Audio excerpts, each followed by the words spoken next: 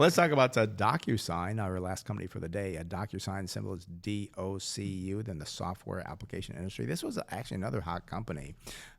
Short on the float is about 4.5%, 87.2% institutional owned. Wow, PE ratio 14.1 versus 84.4. Maybe we got something here, a tech company we can buy.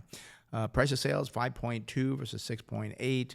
Price to book value 7.4 versus 7.1. Price to cash flow 15.4 versus 32.2, and pay ratio 1 versus 10.9. I said a tech company. This is what they call fintech, I think, right? Is that what you call this company? I don't know if it'd be fintech. It's not in finance, but what did you call this company? I don't even know. I mean, it's software, a technology software. Yeah. Software applications. So I guess that's where we should look at it there. On the earnings, wow, up 916% over the last year. Industry up 10.6. Sales up 7.9 versus 9.7 for the industry. 5-year earnings per share growth estimate from the analyst, 21.5% versus 8.8. So things for DocuSign still looking good. I know we use it here a lot. I see it come across my desk a lot. The balance sheet, 0.8 on the current ratio versus 2. That could be a problem. Debt to equity, 0.1 versus 0.5. That's a positive. We do see a net profit margin, wow, 36.5 versus 10.5%. Return to equity, 54.9 versus 15.6. Free cash flow, $916 million versus $2.9 billion for the industry. Chase, what do you got? Yeah, so current price here for DocuSign, again, their ticker symbol DOCU. It's $74.06. 52-week range, kind of been all over the place. The low here is $48.80 and the high $107.86. But this was, again, one of the COVID darlings, I'll call it.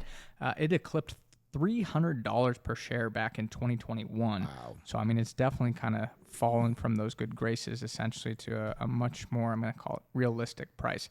The other thing that I look at with DocuSign is the fact that it's still a little bit expensive, unfortunately. I was kind of disappointed by that. But you go out to January 2027, estimated earnings per share, $3.89, gives you a target sell of $64.57, so still trades around 20 times earnings. And, I mean, you look at it, they had a pretty big fall after reporting earnings. They cut its full-year billings forecast, which I assume is kind of like their revenue. The stock plunged about 19%. But I think a big problem why it had such a negative reaction to that earnings print was over the last year, even with that big decline, it's still up 44%. So I think it ran way too far ahead of itself and, kind of didn't live up to that expectations. And again, it still looks expensive even at these current levels, unfortunately.